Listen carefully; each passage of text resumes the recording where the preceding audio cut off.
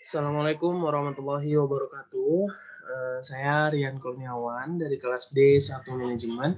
Jadi kali ini saya akan mempresentasikan tentang bab 12 untuk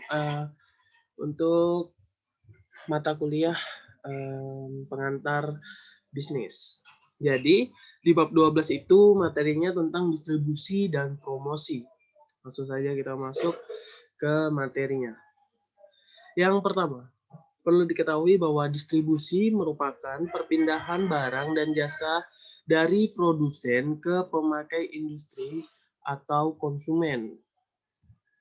Lalu, di sini ada distribusi fisik, yaitu meliputi yang pertama itu adalah standar pelayanan konsumen. Standar pelayanan konsumen yaitu perusahaan harus menetapkan standar pelayanan perusahaannya masing-masing dengan melihat standar pelayanan perusahaan pesaingnya agar tidak kalah bersaing. Kemudian yang kedua itu adalah transportasi. Di dalam transportasi banyak yang harus diperhitungkan, mulai dari biaya, kecepatan pengiriman, jumlah lokasi yang dilayani, jumlah produk, daya tahan terhadap kerusakan, dan penyusutan. Kemudian efisiensi penggunaan energi agar tidak terjadi seperti kebakaran dan lain-lain. Kemudian yang ketiga itu adalah penggudangan, yaitu meliputi kegiatan-kegiatan dalam distribusi baik yang berkaitan dengan penerimaan, penyimpanan, dan pengiriman barang dengan perusahaan. Jika perusahaan besar biasanya memiliki gudang sendiri, tetapi jika perusahaan masih kecil biasanya menyewa gudang-gudang yang diperuntukkan untuk umum dan disewakan untuk umum. Biasanya berada di dekat pelabuhan ataupun dekat bandar udara atau bandara. Kemudian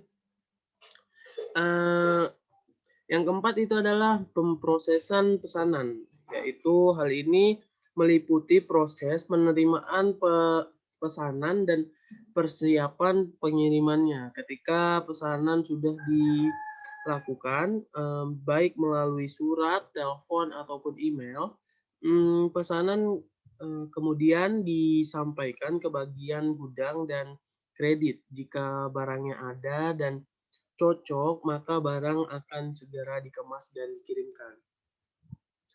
Kemudian yang kelima, yaitu penanganan bahan atau produk. Hal ini adalah penanganan secara fisik suatu produk selama pengangkutan dan pada saat disimpan di gudang. Dengan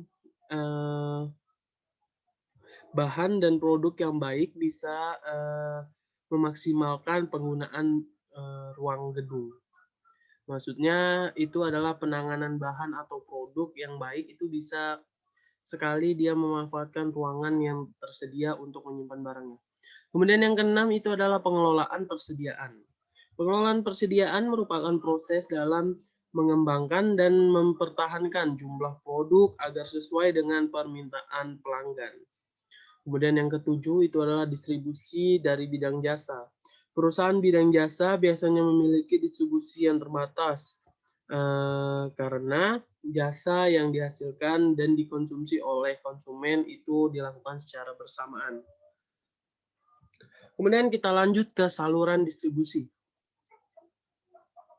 Saluran distribusi adalah keseluruhan perantara pemasaran yang dilalui barang dan jasa dari produsen ke pemakai industri dan konsumen, termasuk di dalam transportasi dan penggudangan. Kemudian di sini ada distribusi consumer goods. Yang pertama itu adalah produk A didistribusikannya melakukan secara langsung dari produsen ke konsumen. Kemudian yang produk B didistribusikan kepada konsumen melalui pengecer terlebih dahulu. Kemudian ada produk C didistribusikan kepada konsumen melalui pedagang besar dan konsumen. Dan yang produk D itu didistribusikan kepada konsumen melalui agen dagang besar dan pengecer. Jadi dari keempat ini pembedanya adalah distributor atau yang mendistribusikan itu mendistribusikannya berbeda-beda. Ada yang melalui konsumen, ada yang melalui pengecer dulu, ada yang melalui pedagang besar dan konsumennya langsung, dan juga ada yang melalui agen, pedagang besar, dan juga pengecer. Jadi berbeda-beda setiap pemasaran atau distribusi dari barang tersebut.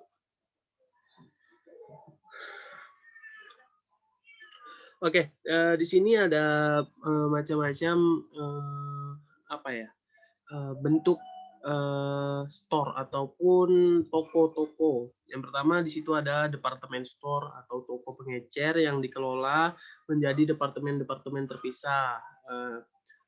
Yang kedua itu ada toko diskon, yaitu toko pengecer yang menawarkan berbagai macam barang dagang pada harga yang rendah dan dengan pelayanan yang minimum. Kemudian ada toko toko khusus yang hanya menawarkan lini produk tertentu. Kemudian ada supermarket, yaitu toko pengecer besar dengan sistem swalayan yang menyediakan berbagai macam bahan makanan dan sejumlah produk non-makanan.